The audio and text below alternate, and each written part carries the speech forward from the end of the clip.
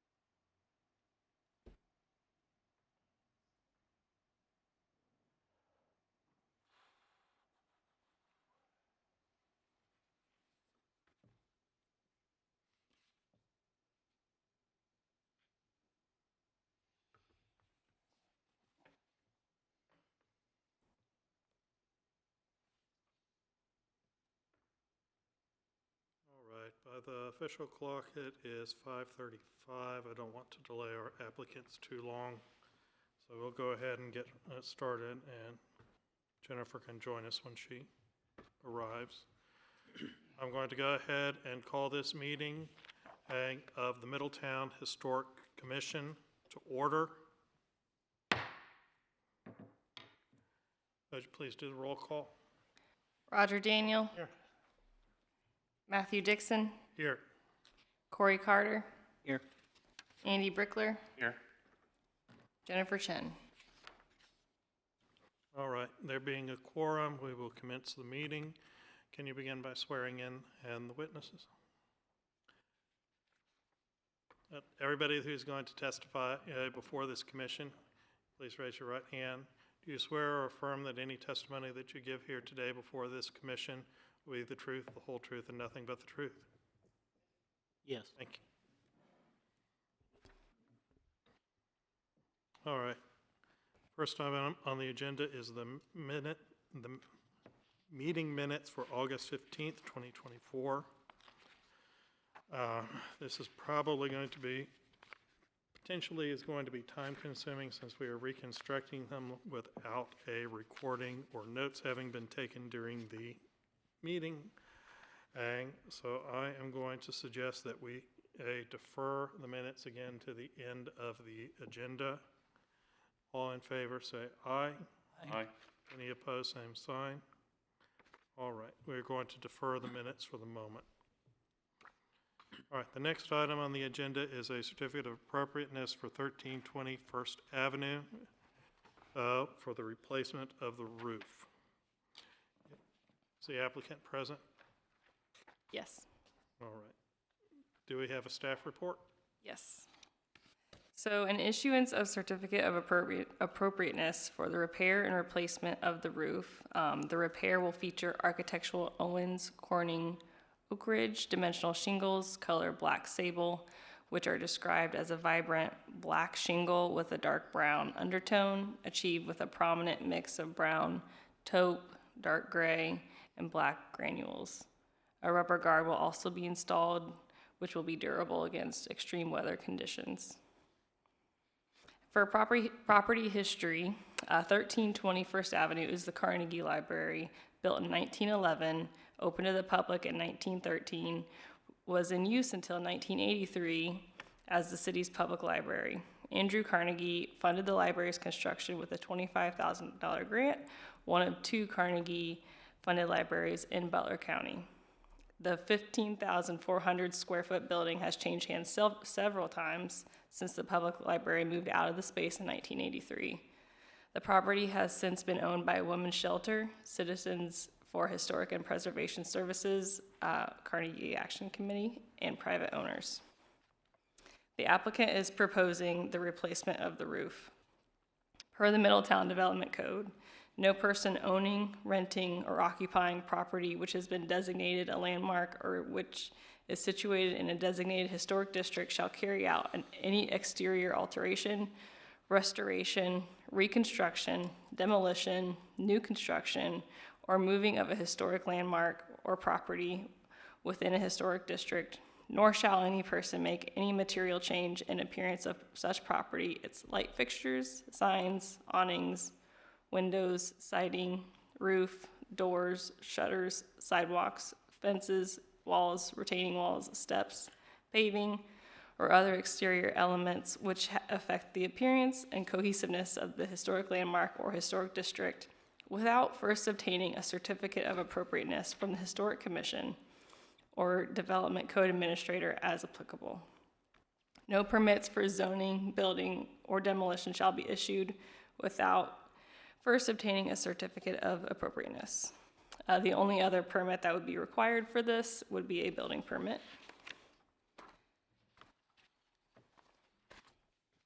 As for time limit, the applicant shall submit a completed application for certificate of zoning, which is not really applicable here. As for appeals, any person directly affected by a decision of the Historic Preservation Administrator or the Historic Commission shall have the right to appeal to the Planning Commission, provided that a written application for appeal is filed within 20 calendar days after the decision, notice, or order was serviced. An application for appeal shall be based on the claim that 1, the true intent of the applicable code section or the rules legally adopted thereunder have been incorrectly interpreted, 2, the provisions of this code do not fully apply, or 3, the requirements of this code are adequately satisfied by other means. No building permit or other permit required for the activity shall be issued during the 20-day period or while appeal is pending. The Planning Commission shall consider an appeal within 30 calendar days of receipt and shall utilize the written findings of the Historic Preservation Administrator or the Historic Commission in rendering their decision. A majority vote at the Planning Commission shall be required to overturn a decision of the Historic Preservation Administrator or the Historic Commission.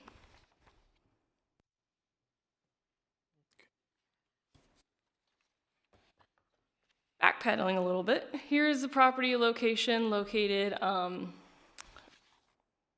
in the Oakland Conservation District, right on the edge. Here is a picture of the shingles that will be used up here Here is the current picture of the Carnegie Library. The aerial view is a little blurry, but you kind of get the point.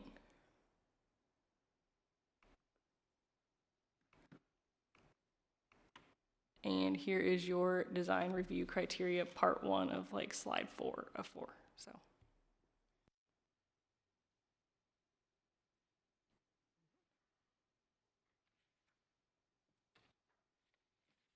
Does the applicant wish to address the commission?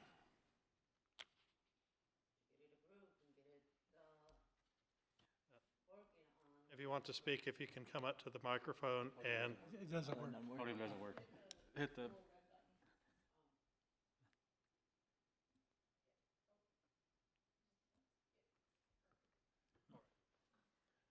so if you could identify yourself for the record and give your address.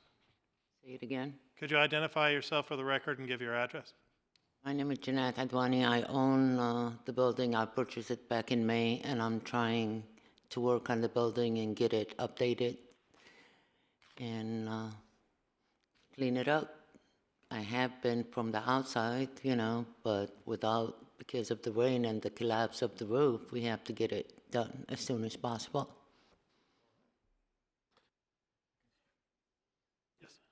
Yes. Could you state your name and address for the record? Chris Kennedy, 1821 Quail Hollow Road, Dayton, Ohio, 45459. Ms. Adwani contacted me, as well as the architect, Ron Decker, looking at this property and seeing what needed to be done to get the water to stop and to get the roof replaced so that would stop any further damage. So I was brought in to see what needed to be done and then also to facilitate getting those things handled and restored. So with the application, what we wanted to do is take off the existing roof structure, which has failed in several of the spaces, take off the trusses, replace new trusses, new cornice, new plywood, new rubber roofing where needed, and then also the asphalt shingles, which would mimic what would have been there originally, which would have looked like a slate roof. So the idea with this first permit is to get approval so that we can replace the roof, so we can stop the damage to what's going on inside, because as you can tell by the last picture was up there, probably 75% of the roof is wide open to the inside. Another season or two of winters would be the end of that building. So we wanted to work quickly as possible. Ms. Adwani bought this building in May, and we're trying to be able to get started on this roof, hopefully yet before winter gets here. That's our goal. That way it preserves what she's invested, and it saves that building. It's an amazing, obviously amazing building. So that's why we're here, to see if we can get the building approval to get that roof taken off and a new roof put on. Wouldn't change the look at all on the outside as far as the Historical Society goes.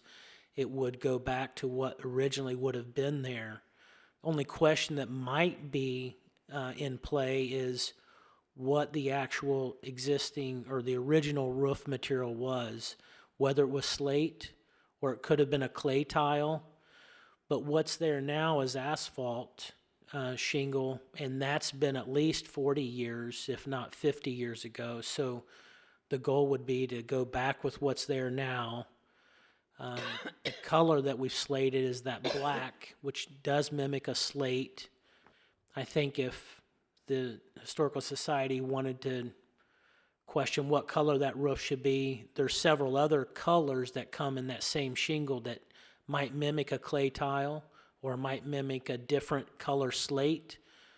But the idea is with that roofing material that we've spec'd, it would give a 50-year roof to this structure, and it would look like what it did originally. It would save that building from any further deterioration. So that's our goal today, is to get an approval to replace that roof. Thank you. Does the commission have any questions for the applicant? Yeah, there were several additions to this building. Yeah, Are you re-roofing the whole building? yes. You have to. There's about 60% that's a pitched roof where the trusses are. So it's the main building as you look at that picture there. And then it's kind of U-shaped. The building's kind of U-shaped now. There's an addition down the right side and an addition down the left side. And in the middle, there's a flat roof. And there's a couple of different levels to that flat roof. So the idea is we would take that existing pitch roof off where the trusses are, put new trusses on, not changing the pitch, not changing the height, not changing anything to the original look, just everything new. And then the flat roofs that's in the middle, that flat roofing would come off and a new flat roof would go on. You can't see any of the flat roof from the ground, so as far as visually it doesn't change the look, but it would make the entire building then weather tight with a new roof. And the flat roof would be rubber membrane? It is rubber, yeah. Metal flashings. Some of these flashings are spec'd out to be copper. A lot of the flashings would be copper because that is really what would have been there originally.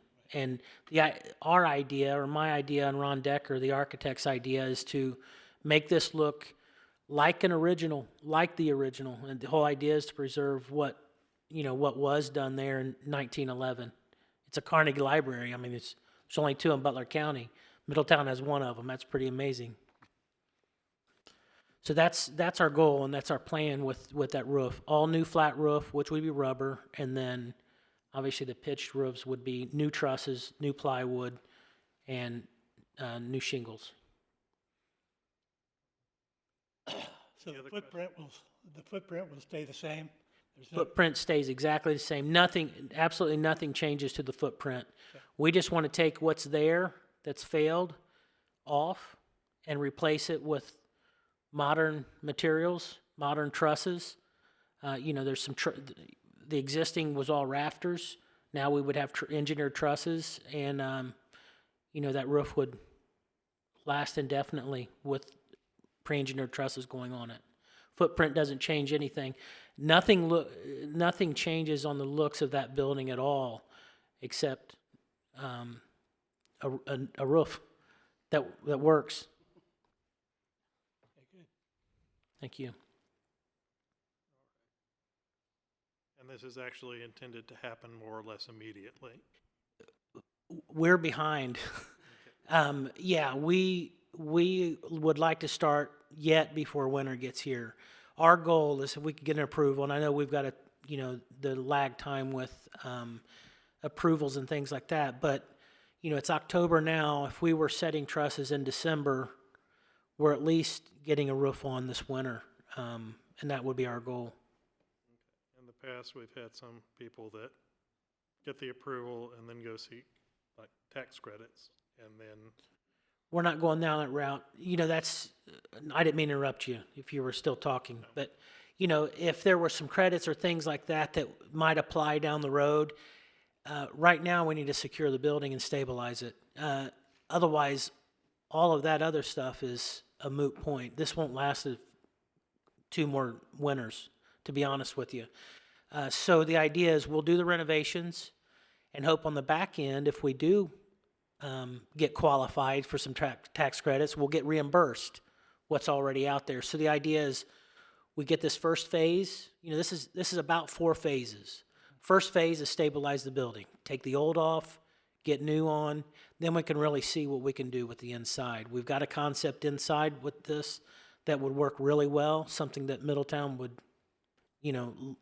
love, and surrounding areas as well. So where our vision is, it would be a draw from outside communities, either Cincinnati or Dayton, for reasons to come to Cincinnati, to Middletown, to this spot.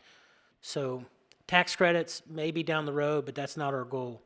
We want to get this stabilized, and then we'll go for those things down the road after the fact. I have to say that's very encouraging. So many people, we'll come up with these wonderful plans, then we'll get tax credits, then we'll get grants, then we'll get donors, then we'll put money into the building. Yeah, it can't work that way. You've got to build it and then work backwards with that. And with our experience and with Ron's experience, the architect, that's the way it should work. So the idea of my involvement and Ron's involvement is to facilitate stabilizing this building, and then Ms. Adwani, as the owner, directing her in the right way so that she can capitalize on her investment and then be able to get this thing at least salvaged and a positive. I'd hate to lose that building. I think the community would hate it as well. It's kind of a forgotten spot. So that's our goal with this. First phase is get this new roof on, and we need a building permit to be able to do that. All right. You might want to do a kind of a parallel path if you can. Tax credits, filings, and everything is pretty time sensitive. Yeah, they can run parallel, but we're not waiting to do that before we start. Everybody else is waiting to get their money before they do anything. So this is great. It doesn't really work that way unless you've got a perfect scenario. This is not a perfect scenario for that, and time's of the essence. Right. So, like you said, it is parallel. We will apply for those things right away, but it's not worth applying for those things if this thing's not worth saving 6 or 8 months from now. That's the idea. That's it. Are there any more questions for the applicants? Thank you. We appreciate you coming. Thank you. And we'll open up the matter for public comment. Is there any member of the public that wishes to speak in favor of the application? There being no response, is there any member of the public that wishes to speak in opposition to the application? There being no response, is there any discussion amongst the commission? No, I think it's great. Yeah, I was gonna say the same thing. This is the way it's supposed to work, right? With the credits and everything coming in, so. The applicant, I appreciate what you're doing and trying to do. This is exciting stuff, so I really appreciate you coming to Middletown and really trying to improve this property. We appreciate you guys too. Hope this works. All right, there being no further discussion, do we have a motion? Motion. And can you state the motion? Approve the application as submitted. Do we have a second? I would, before we get to a second, the one thing I would caveat on it, not that I don't trust the applicant or anything, I do think it's good to call out that they're not gonna change the pitch. So I don't know if you wanna put that in there as, because they are the way it looks, we're replacing roof and we're approving just shingles, but they're actually doing some structural changes to it, but it's not gonna change the overall thing. So I just wanna put that in there, my 2 cents, I don't know what you guys think. All right. Well, I think we're supposed to get a second first and then debate. Oh, sorry. Okay. Well, was it a debate or a modification of the motion? That was a modification, I was thinking. All right. I'll second it Subject to the modification or as moved. with the modification. All right. And you approve the modification? All right. The question is, as approval of the application as submitted, subject to maintaining the present pitch of the roof. Can you please call the vote? Mr. Daniel, Yes. Mr. Dixon, Yes. Mr. Carter, Yes. Mr. Brickler. Yes. All right. There being 4 votes in favor of the motion, the application is approved, subject to the preservation of the pitch. That's All it. right. You Good luck. should receive a Good luck letter. to you. Yeah, thank you. Thank you. We'll Receive see a you letter again. shortly, but Absolutely. To get it all done. Thank you. thank you so much. thank you. Thank you. You're welcome to stay through the remainder of the meeting, but you're also free to go. I wouldn't if I were you. Thank you.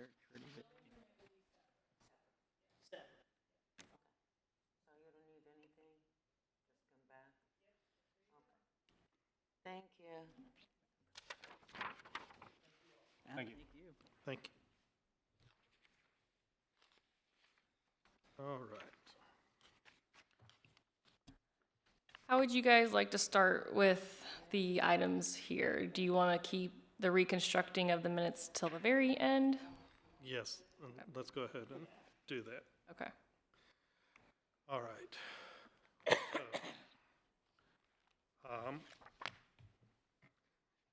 personally, I think in the past, we've not received copies of the letters that have been sent out to the applicants. And it had started to look like there might have been some variation between what was discussed and voted on and what was actually being sent out. So if at all possible, on a going forward basis, if the commission members could receive a copy of all the correspondence that's sent. Do you just want the outcome letters, or do you want the meeting notice letters as well? I would like to see the meeting notice. There was a lot of us get phone calls as to what's going on, and people read it like 2 weeks ahead of time in the newspaper, and they call, and we don't even know what's going on at that point. So I would like to receive a copy of the notice that goes to the paper at the time it goes to the paper, personally. And first, as a matter of housekeeping, if the minutes can reflect that Commission Member Jennifer Chen arrived to participate in the meeting at 5:57. 5:30. Oh, I looked at an old agenda, it said 6. Sorry. All right. Does anybody else have any discussion on that, or? All right, yes, we would like to receive notices of the meetings as well. Perfect. All right.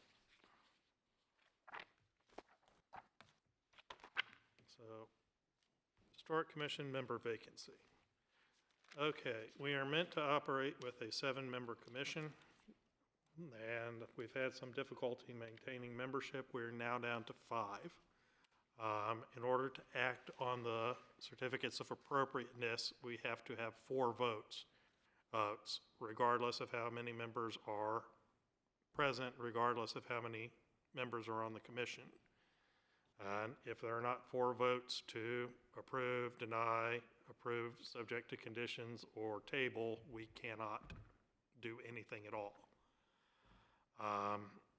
So there are meant to be 6 rotating members of the commission.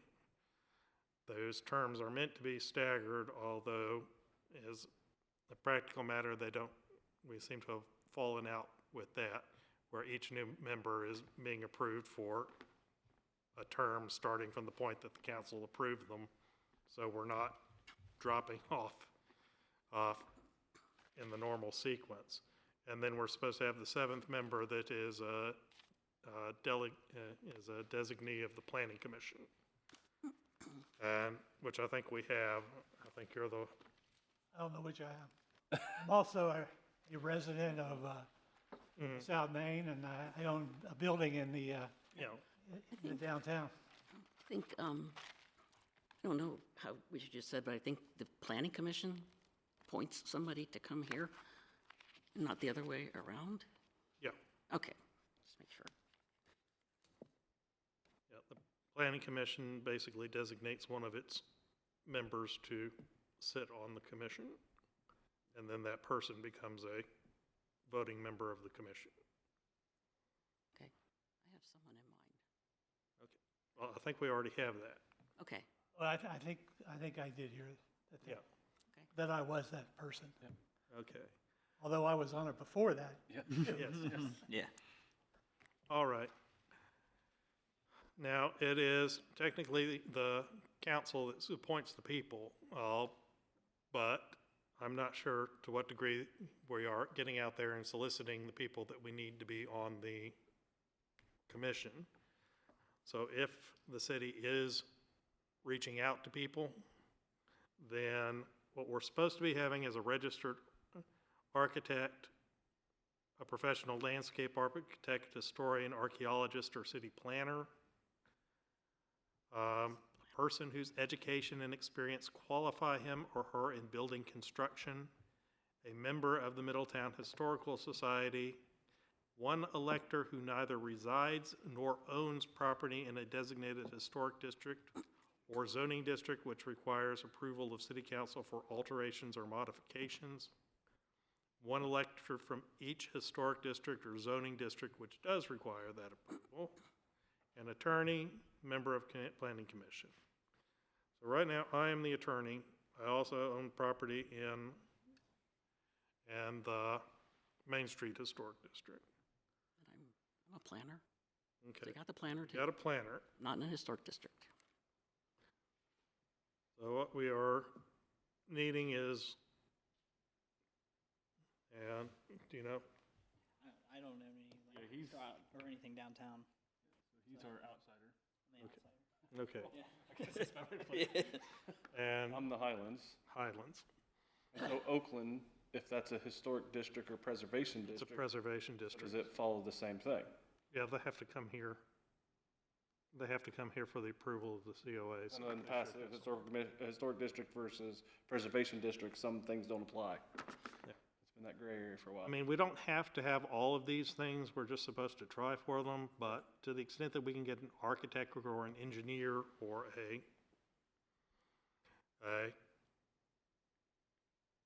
yeah, I mean, I paid to be a live member of the Historical Society. I used to be on the board, I am not now. In the past, it has been that we had a board member, or I do not think we do now. I mean, so it might be good to reach out to the Historical Society and see if there's a current board member that would be willing to serve. But definitely, we were well-served in the past when we had an engineer or an architect. Yeah. Or if not an engineer, someone else that is directly involved in construction.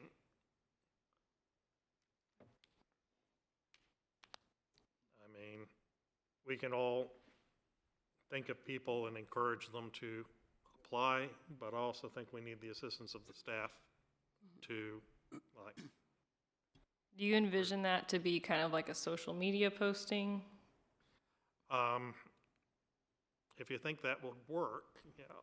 I I mean, ideally, if we know people that are involved with the city that meet those qualifications and might be willing to volunteer their time, possibly a personal outreach, or if you can suggest people that we could reach out to. I'm monopolizing the conversation. I mean, can be announced at council meeting also. So that could be announced. The social media post that I saw, I think, was for this position. It was just kind of vague. Maybe something kind of, hey, are you an engineer or in the construction field? You know, opportunity came available. However you want to word it.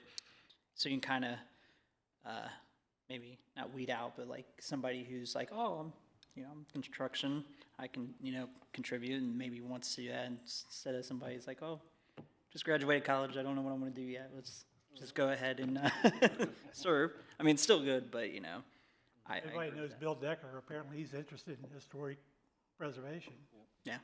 And of course, he's an architect. Who is that?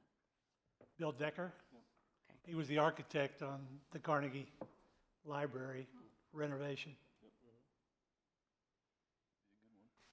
Okay. I don't know him personally. I've met him a couple times. Maybe, I don't know him. would that be something where the city can reach out to him then? Since none of us, Would that be kind of a conflict of interest, though, if that's his project and that's going on? Oh, I don't know. wouldn't he just abstain? But having individual members that have conflicts on specific things that come before the commission is fine. They just can abstain and leave just for that. Right, otherwise they can be on it. I'll try to see when the next Historical Society board meeting is, and maybe I can try to attend it and see if anybody would be interested in applying.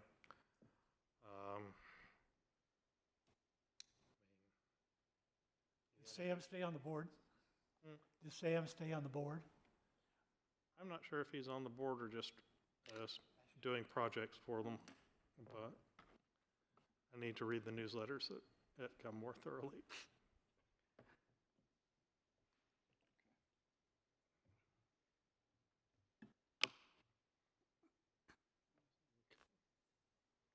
I guess everybody keep that in mind if you can reach out and to the extent that you feel comfortable with, and anybody else.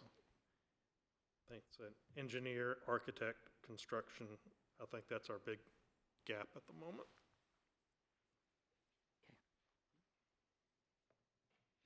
Okay, the boundaries of the Oakland Conservation District. I think Mr. Yoder was going to look into this. Did you say that you were going to look into it as well?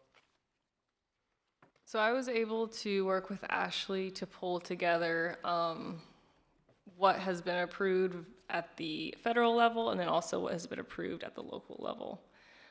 So here are the boundaries of the National Register of Historic Places by the National Park Service. It is going to be a little bit smaller than what was approved at the local level, and I'm going to read you what I was provided. The boundaries of the Oakland Park National Park Register are smaller because they are drawn due to the historical significance associated with the neighborhood's development during the late 19th and early 20th centuries, a period of industrial prosperity. The Oakland Residential Historic District was approved by the National Park Service. We do not have the certified copy, but as you can see here, this is the non-certified copy. The Oakland Residential District was listed on the National Park Register on March 20th, 2023.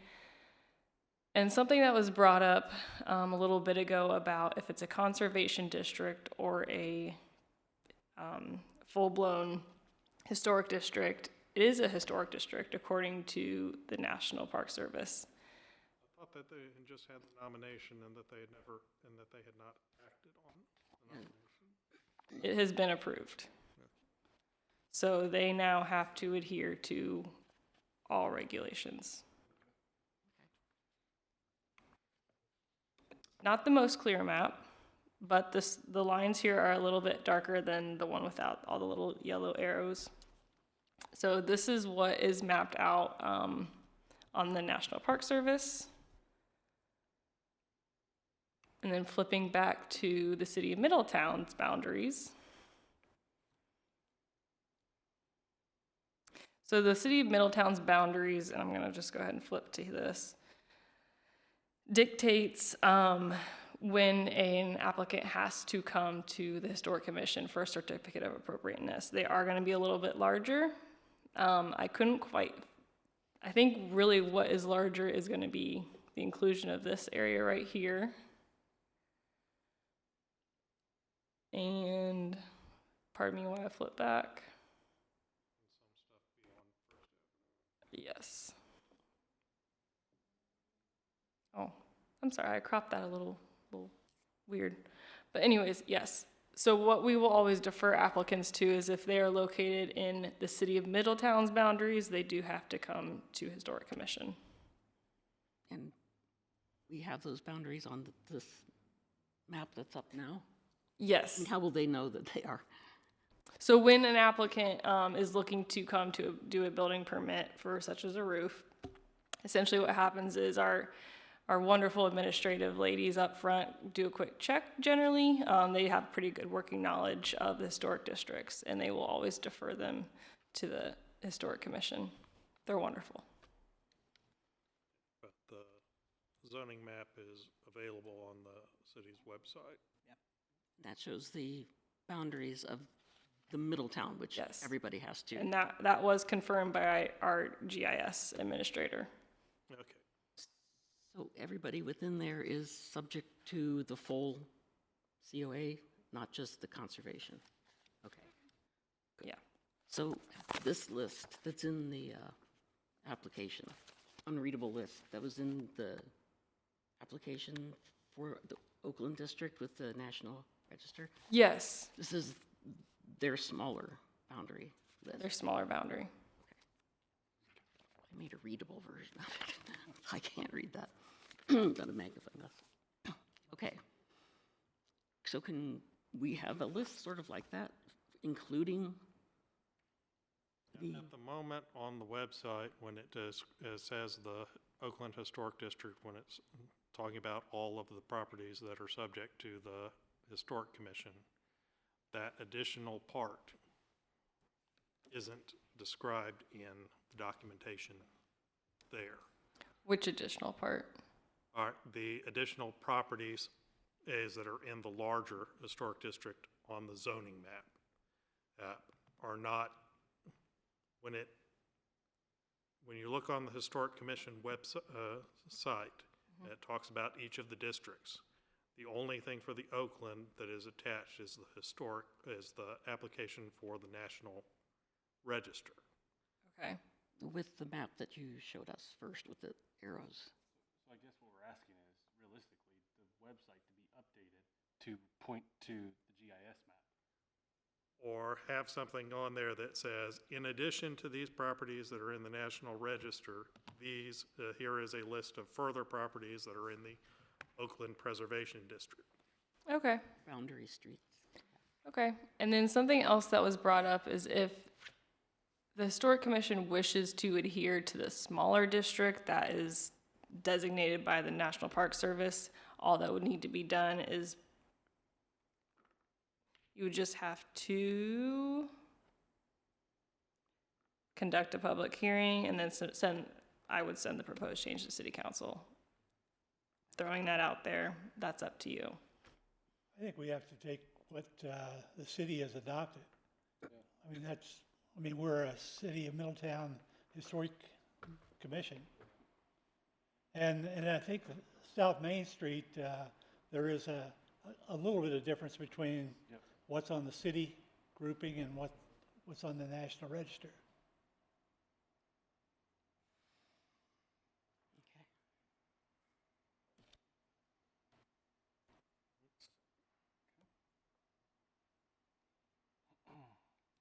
Okay.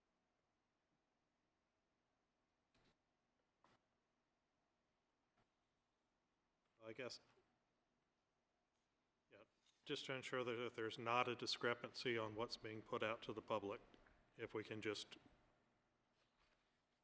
put something on the website that says, in addition to these properties, that are listed in the National Register application, these further properties are in the Oakland Preservation District and are also subject to Middletown Historic Commission.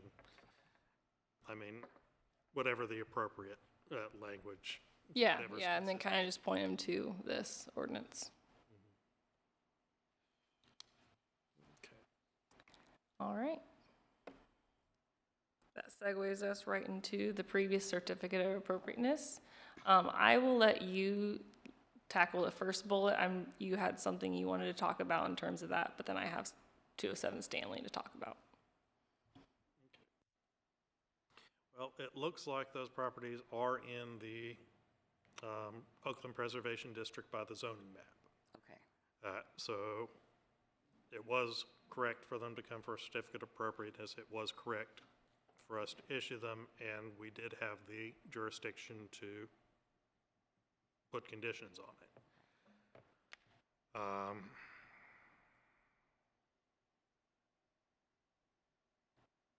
So I think that's probably addressed. Care of it.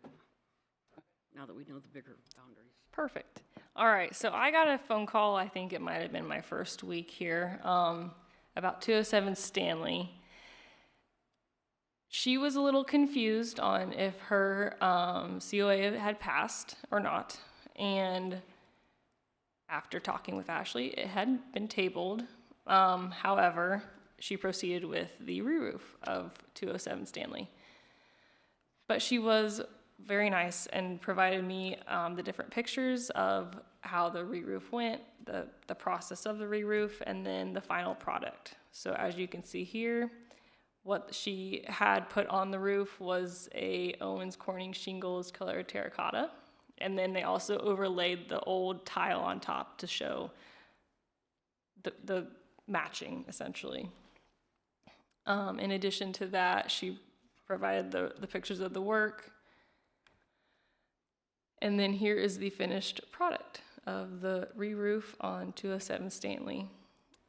I just thought it would be best to update you since it had been tabled and significant timing has passed. With think it's tabled to the next regularly scheduled meeting. This is a special meeting, so we probably need to address it next week unless we're not meeting next week. The rules, I'm so sorry, I can't talk, I'm like a frog. The rules say that if we don't have enough information, we can table it, and that stops the 60-day time limit. Right. It doesn't say what the limit is after that. It's not clear. So it wasn't approved, but they went ahead anyway, basically. In defiance, basically. There's pictures of it. So we have to, yeah. So we have to decide if we're okay with what they went ahead and did? Yes. Okay. I mean, other people have fussed about it in the past, but generally what it has done is, if what they have done is something that we would approve, we are not going to make them tear it off and do something else just because they did it without. Yeah. I mean, yes, it undermines our authority to some degree, but sometimes it is better to ask forgiveness than beg permission.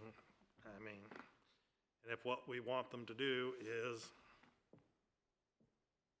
invest in the properties, then punishing them for doing so is counterproductive. Yeah. Since we've already met on a COA tonight anyway, I think we just ought to go ahead and approve this and get it out of the way. Well, theoretically, if anybody that had been a neighbor had shown up for the last meeting, or had been waiting patiently for the minutes to come out to find out what was approved, then they would be expecting to come back at the next regularly scheduled meeting to raise any objections that they had to it. And it wasn't on the agenda that we published for the special meeting. I mean, if everybody wants to consider it, but I think there is a concern about the public notice that this is going to be addressed tonight. Right. I'll concede that. So was a letter not sent out to them that it had been tabled? She actually received 2 letters. One was on a little accident, and then the second one was that it had actually been tabled. So there was some discrepancy in the correspondence she received. And I'll tell you, I still have not received my letter for my approval that you guys did for my paint. So, Okay. Oh, yeah, load that down. I know, and the video, you could barely hear on that one, so I assumed. But, We weren't recorded at all at the last yep. one. Yeah, the last one, I know the last one wasn't recorded. I'm just saying in general. So I think that's an opportunity to get, now that you're here, you'll do better. But no, the other thing I want to say on the record for this one, it is kind of frustrating. This owner of this property does live in the Highlands District as well. So this isn't an uncommon thing I've seen with this. Not that it changes my opinion or anything. We tabled it for a reason. We wanted more information. I agree with what you said, Matt, is, we're not going to undo if they're making the right decision that we were going to vote on. But I do think somehow we've got to get this under control, because this was a common thing in Oakland District. We were going after the fact, people putting fences up, and we were just having to kind of go do it. Don't know how you get around it, don't know how you fix it, but that's my 2 cents. We kind of need a fine for people that do this stuff without a COA. Yeah. Just a principle of fact. Yeah. We don't have You one. know, there's processes Then for we need to reasons. put one in, correct? What's that? We should ask to put one in, some kind of penalty. I do have a question though. When you said they received 2 letters, what was the first letter? Were they approved? They were approved. Okay, well, I mean- then I wouldn't consider, Yeah. because if I got 2 letters, I'd kind of be like, Yep. What was the distance or time distance? I did not look on that. That's, Yeah. When I I was agree. talking to her on the phone, I was like, oh, I do see 2 know. letters here, yeah. To me, I do agree. administrative that- issue. Yeah, and unfortunately, we learn from it, but, Yep. I, So we're going to have things in place, so these notices go out on time and they're correct, I hope, now? Well, yeah. And ideally, we will be sent copies of the notices when they go out, so that we'll have an That would be good. opportunity to say, oh, no, this is wrong. Or if they could go to, like you, to just review before they go out, just to make sure they match. If, to me, it's a simple email, right? If you're sending it out, put the commission on BBC, or We just do mailed. you just email, you don't do email? I mean, I'm happy to send you a copy. What, I don't want to make a science project out of it. Whatever's the easiest is like what I'm thinking. I don't want to be like, hey, send it to you and you approve it and all this. Just send it out. Whatever's the easiest. 'Cause that's my stance. I would say send it to everybody, Yep. which gives everybody an opportunity to consult their own memory and raise any concerns that they have. But I don't necessarily want to delay Yep. the letters being sent out. Yes. Out until Right. you've got everybody's No. okay on it. Can we put a time limit? If we don't hear from you within 2 days, we'll assume you agree, and then they can go ahead and send the letter? Because if they send the letter, We would tell people that they'll get a letter tomorrow. Yeah. I would advise against the commission. Hi, we haven't met yet. I'm Amy Blankenship. I'm with Ben Yoder's. I'm with Bricker Graydon. I work with Ben Yoder. I would advise against setting something in motion where the commission has to approve something before staff can send it out, because then you're putting staff in a position of seeking out approval from many cooks in the kitchen prior to getting something out in a timely fashion. So, though I understand, especially hearing that, why there would be concern. I think to me, the way I look at that, and this is just simple job, right? You make too many mistakes. We go to leadership and have a conversation, right? We keep, not you, but, and it's staff in general. Hey, if there's a common issue, Yeah. this is the timely issue. We have the right to go to council. We have the right to go to city manager. We have the right to do with that stuff too. yeah, that's, yeah. So- It really goes back to the city manager Yeah. to handle it, yeah. Yep. Just send us what you're going to send out. If we have any urgent concerns about it, we'll immediately let you know, and if we don't, just send it. So an informal, like I just kind of an informal check. Because there have been, before, in the minutes, it would say that it was approved, but it had not been approved, so we had to keep changing the minutes to correct that. I don't know what letters actually went out with those. But you're here now, so a new page. Are we good with 207? Okay. So I know I emailed y'all about a month ago maybe of the historic preservation plan, sent you guys 3 different emails, had all the fun trying to get that draft to you. I wanted to talk with you guys about it tonight. However, staff has rehauled the draft plan. So we can still talk about it, go through comments, or if you want to go ahead and push this till maybe November when we probably have the most recent up-to-date draft that's really ready for review, that might be my suggestion for you. Staff did what? Staff did what regarding it? We had massive edits for the consultant. Okay. Yeah, for me, I'd rather, my stance is I'd relate to the latest draft than talk about something that could be changed. I agree. That's kind of what I figured. Based on what I provided, our new assistant community economic development director provided, there's going to be some You edits. said probably by November. They had wanted comments back as soon as possible. We weren't meeting until October, so I said we would get it to them by mid-October.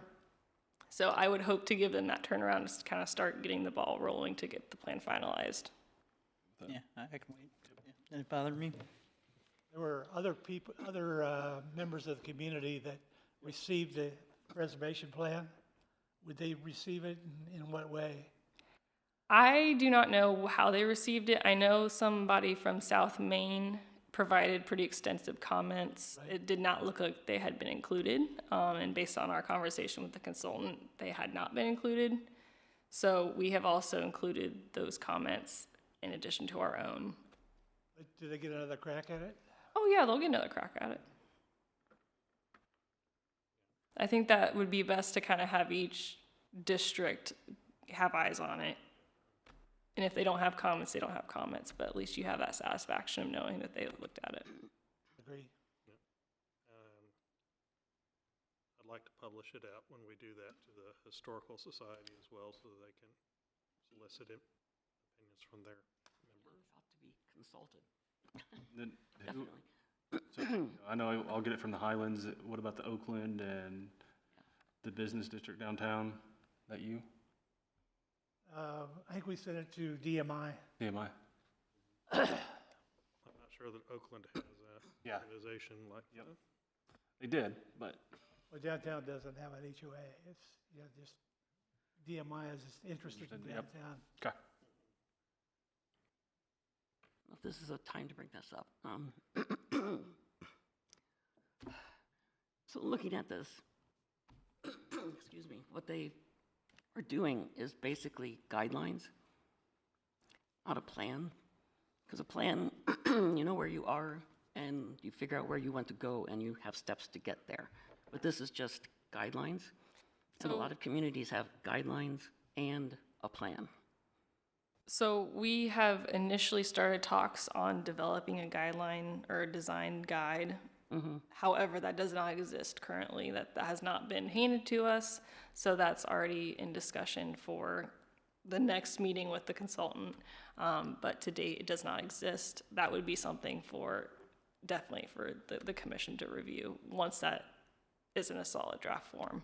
We just need to see kind of what the budget is left with the consultant, because if it's not there, then it would need to be another RFP, contract, et cetera.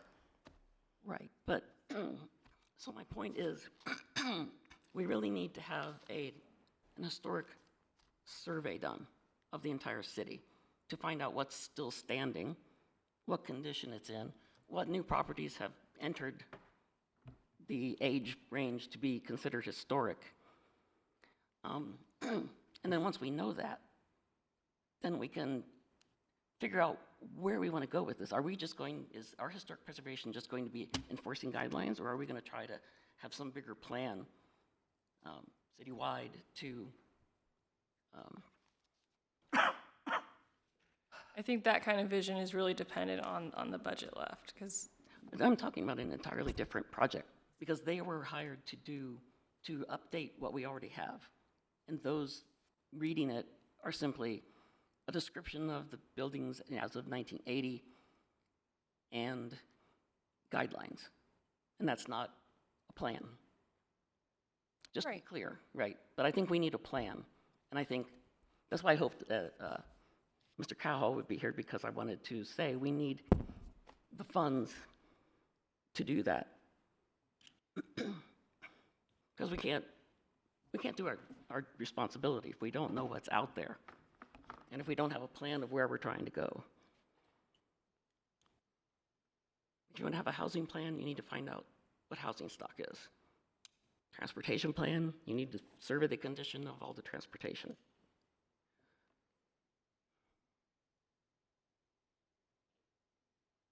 I don't know how others feel about that. I think we wanted to talk to him, to the city manager in part about how to chew what we've already bitten off. So going out into the rest of the city to try to find more when we don't know what to do with what we have. I mean, it's ambitious, but maybe premature. Well, we could even just make a plan based on what we think we already have. It's just if you don't have a plan, you're just going in item by item by item without a bigger picture. We started this as guidelines in order for us to be able to substantiate what we're doing here, and to, for people to understand it. Because what we had otherwise, was very old But also, so and that almost we'd useless. have, Sorry, what? but also so that we would have a basis for action and for targeting particular properties, as in be able to say, this is what your deficiency is, and here is the standard. Right. Yeah. Could we, well, a couple things is, I mean, their product was due like over a year ago. That's crazy to me that it's not done, having been working in a consultant firm. I also would like to suggest that that not be called a historic preservation plan, that it be called design guidelines. Well, I mean, we handed them what we had, which was called a historic preservation plan, and said, update this, so. Well, I mean, they can still do what they're doing, but we could decide that we're going to call it the design guidelines rather than a plan, because it's not a plan. So not changing the scope of their work.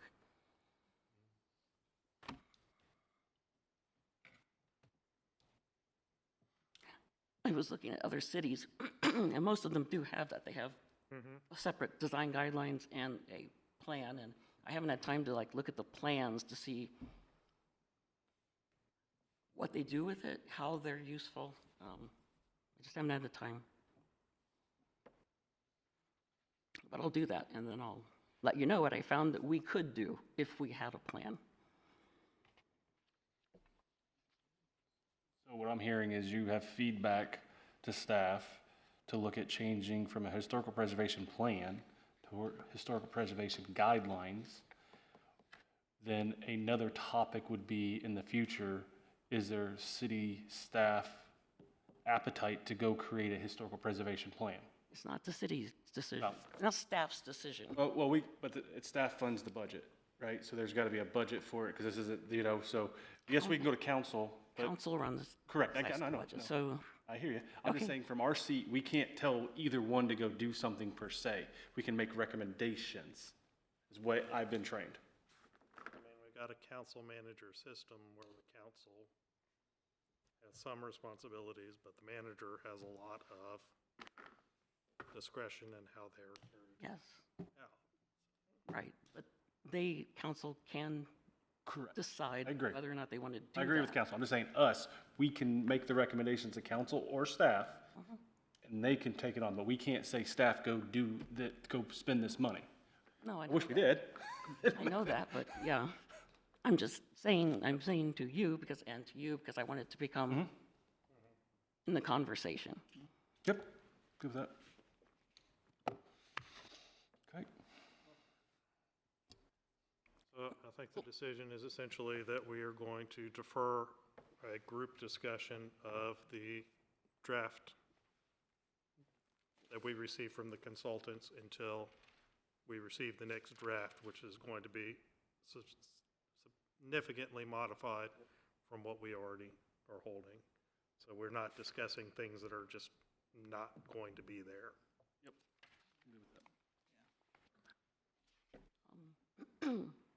I wanted to continue with that 619 Baltimore, sort of as a case study. I don't know if we can do it now or if you want to do it at a different meeting. Next meeting. I mean, I think we're an hour into the meeting at this point. We still have the training to do. We still have to look at the minutes. Are we going to meet next week? Do we have other? No, I haven't received anything, so I was just gonna go ahead and cancel next week's meeting since we already had one in October. Anything that we wish to continue into the following meeting in November, we'll do that then, but I don't see needing to meet twice within a 7-day period. Well, I guess in preparation for it, if you can pull everything that you have on that property, and we'll deal with it as. Yeah, we were already sent all of that.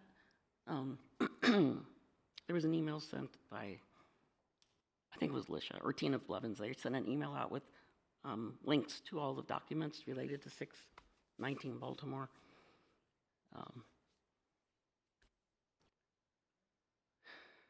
I guess you're saying you send that to everybody, okay, for the next meeting. All right, and we'll plan to address it then.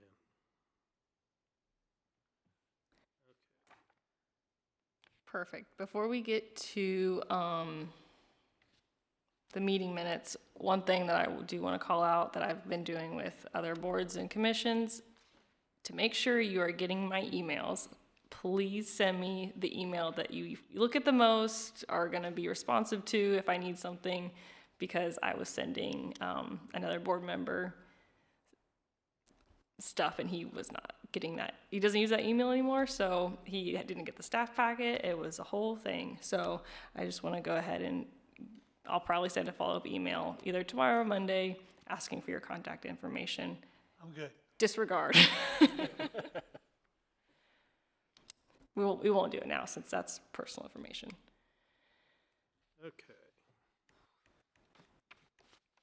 All right. I will say, is there any other old or new business that needs to be brought before the commission? All right, then we'll close out the new and old business and return to the deferred minutes.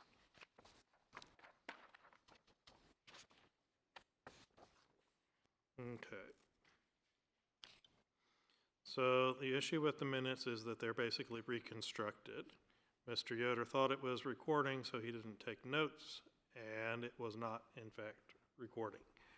So there was no recording and no notes. I think he reconstructed them in part from his memory, in part from things that we communicated to him in response to his emails. But if everybody can carefully look through these and see if they seem to be basically correct. I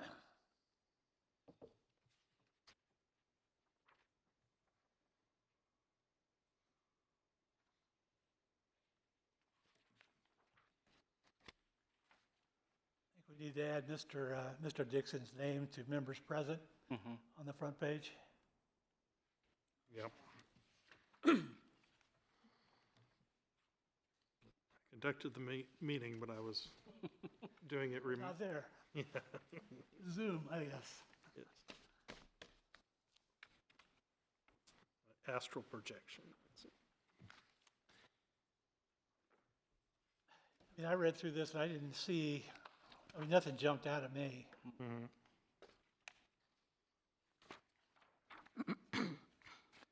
Okay. I mean, I know that I had remarked on both of the two properties that we had potential issues with about the boundaries of the Oakland district. I know I expressed concern about whether we actually had authority to review them. And that's probably significant enough that it ought to be in the minutes, even though we resolved it. We hadn't done at the time.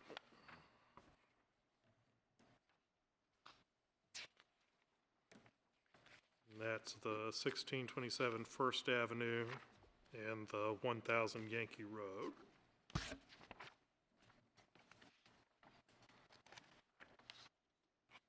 They're within the Oakland Preservation District pursuant to the zoning map, but they were not listed as properties included in the application to the National Park Service.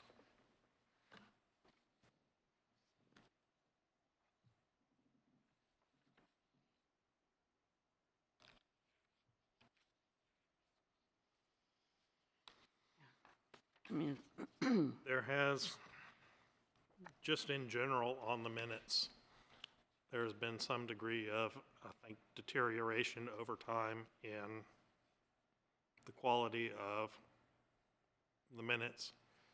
I mean, it may have started when we were doing meetings by Zoom. Main sort of random periods of transcription that were more or less accurate with summaries at some points and no consistency as to what was concluded in the minutes from meeting to meeting. I mean,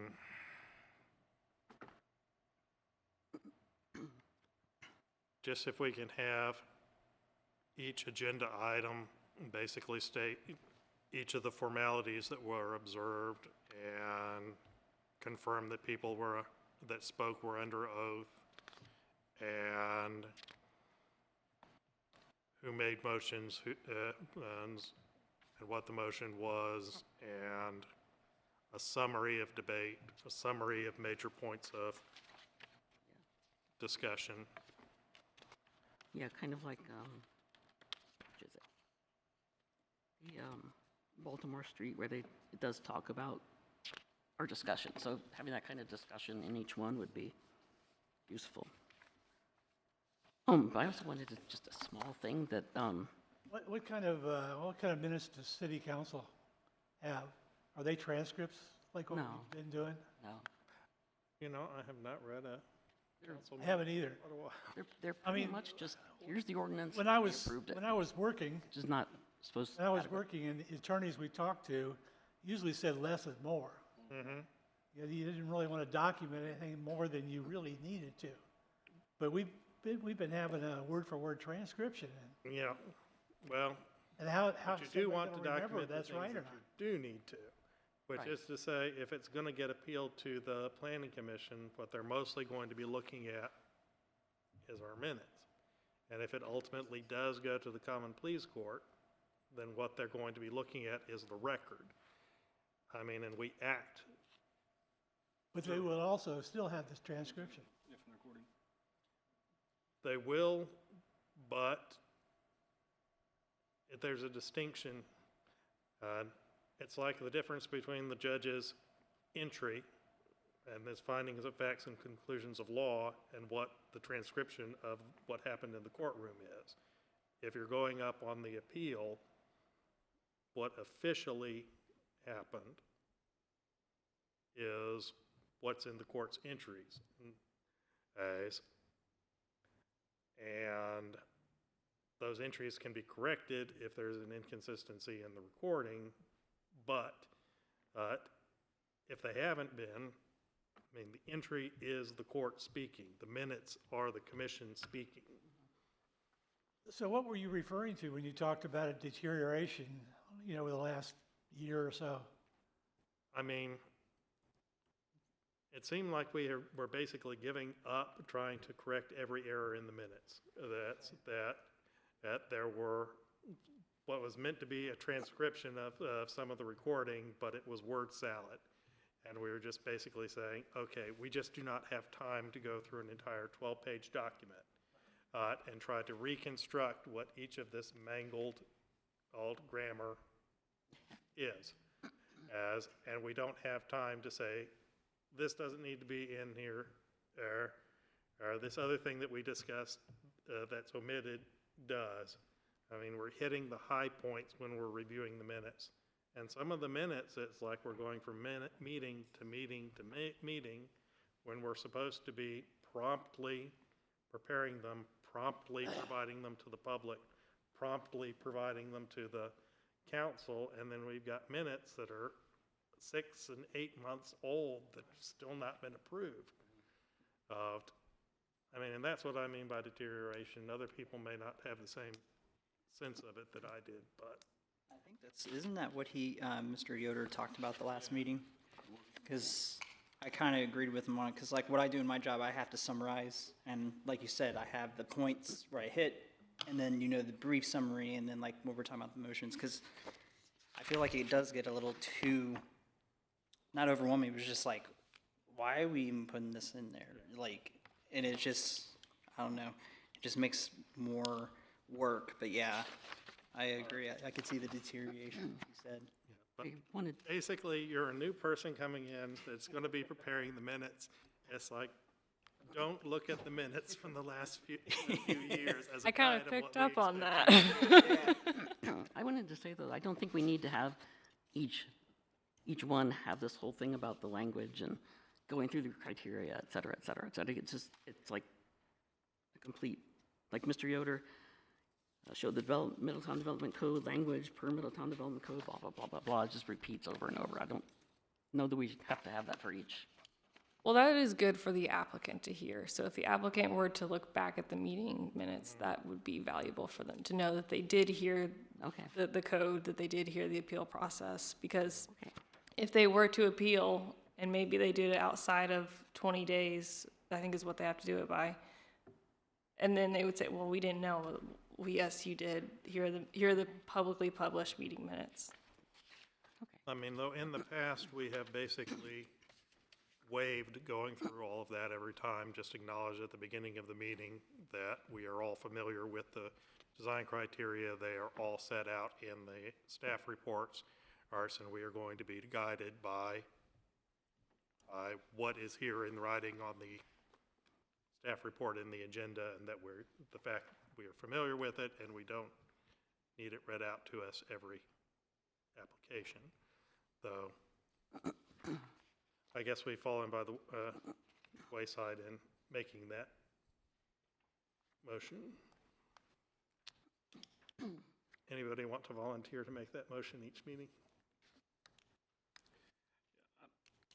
I don't mind, I like trust me, I like the meetings being shorter and you bring it out over and over and you heard it.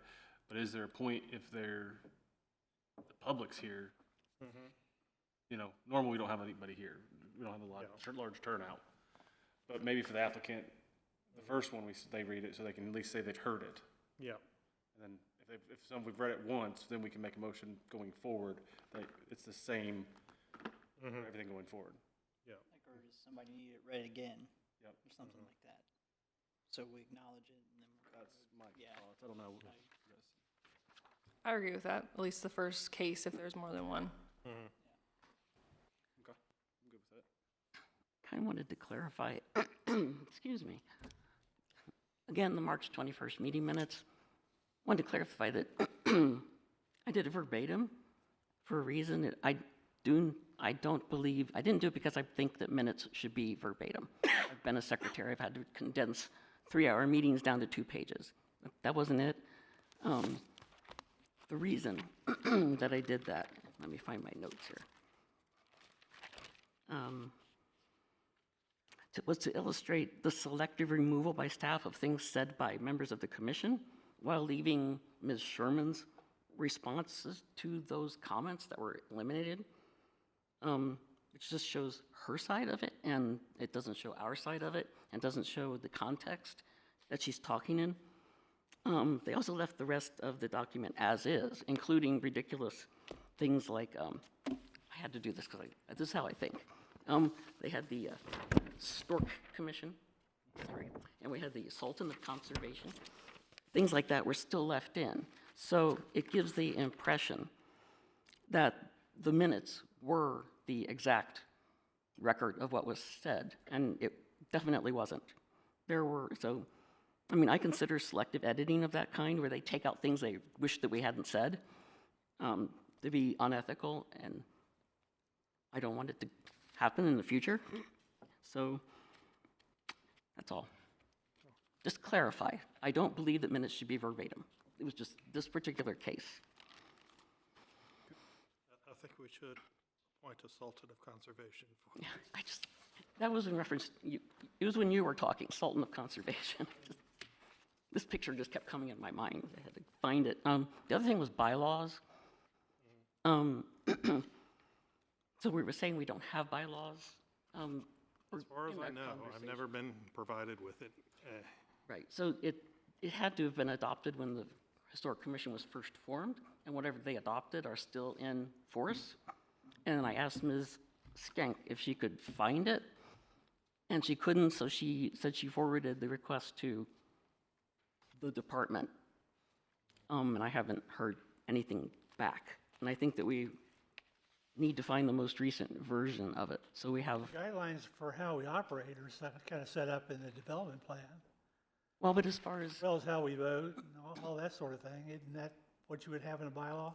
Yes, so I actually pulled it in case I needed to reference it for the vacancy part. In terms of bylaws, which is part 4 of C, Historic Commission, the Historic Commission shall be, by a majority vote of its entire membership, adopt bylaws, rules, or regulations for the governance of Historic Commission activities, provided they are consistent with the charter and any other ordinances of the city. So yes, if there were any bylaws adopted when this was formed, then they are still in effect, to my knowledge. For example, it's how we're going to conduct business. Like, do we have these things that we're talking about right now, do we have this repeated every time? And also it came up, if we don't have any cases or applications pending, is it a joint responsibility whether to cancel it, or is it just canceled by, the staff member? Because we might have other things to discuss like we are today.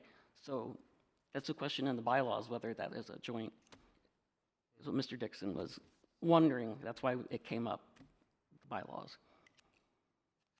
Or that it shouldn't be canceled without consultation with the chair to make sure there aren't other topics, work that for the commission that needs to be discussed.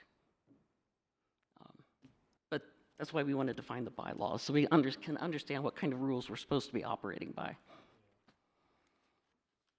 Also, we've just been letting everything that isn't a certificate of appropriateness or the minutes just fall into old or new business without any sort of specification. And I'm not sure. I mean, it's good that we have flexibility to raise things or omit them without prior consultation, but maybe it would be good to keep us from losing track of things and to let people know what we're going to be talking about at the meetings. So you mean if there's going to be old or new business, you want that also broken out? It may be good. I say it may be too binding.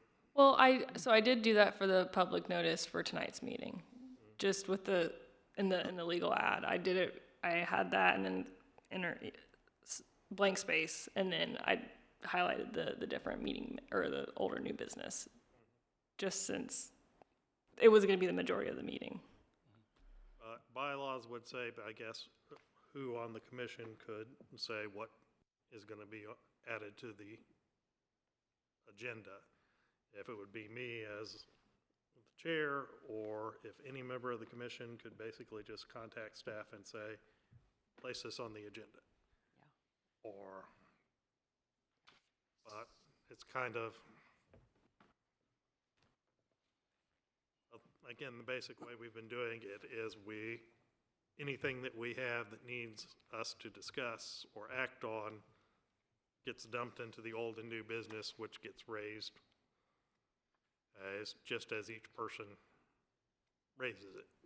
And if it was known beforehand, then everybody could think about it, and also, the topic, and you would be prepared instead of being blindsided by new or old business that we bring up.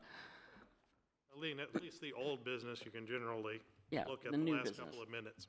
Right, but the new business, just flinging it at you, it'd be nice to have it, that we want to talk about a certain thing. But that's why we need the bylaws, to understand how we can do that, if we need to amend them. So I don't know how you find it. It has to exist somewhere.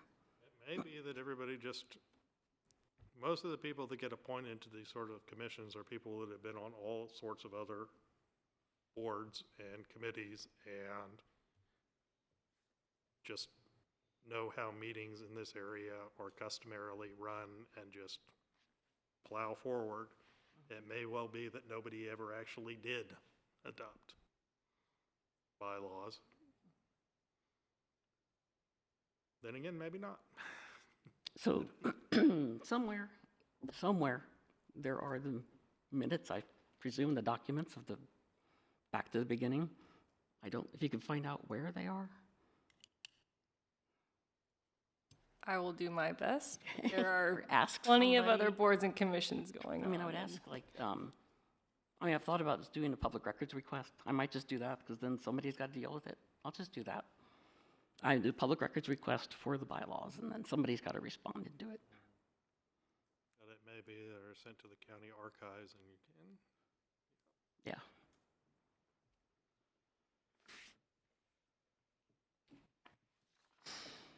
Okay. All right, any other old or new business?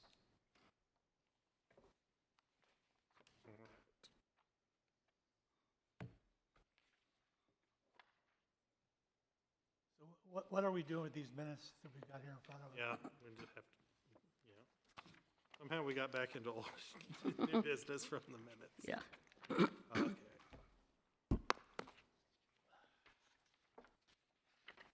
All right, Make a motion to approve it with the changes. all right. Paint. So the question is approval of the minutes of the August 15th, 8th Historic Commission meeting with the following additions: members present, Matthew Dixon, to the 1627 First Avenue and the 1000 Yankee Road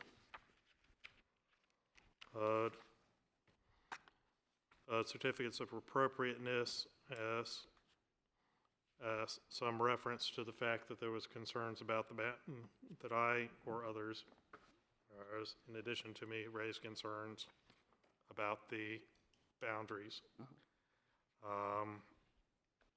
And did anybody else have any additions or corrections? Somebody said something.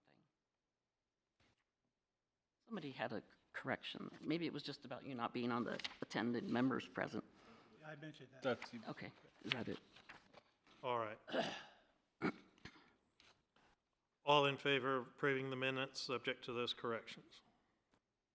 Yes. yes. Yes. All right. Minutes of the Historic Commission for August 15th, 2024 are approved. Did we get a motion or second on that? I think I'm getting tired. You put a motion down, I'll second it. Okay.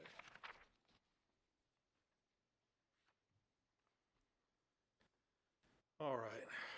I'm sorry to delay you so much, but I think we're ready for the training. Adjourn. Yeah, let's adjourn this section of the meeting. All right, the special meeting of the Middletown Historic Commission is adjourned. All right, and the training session for the Middletown Historic Commission will come to order.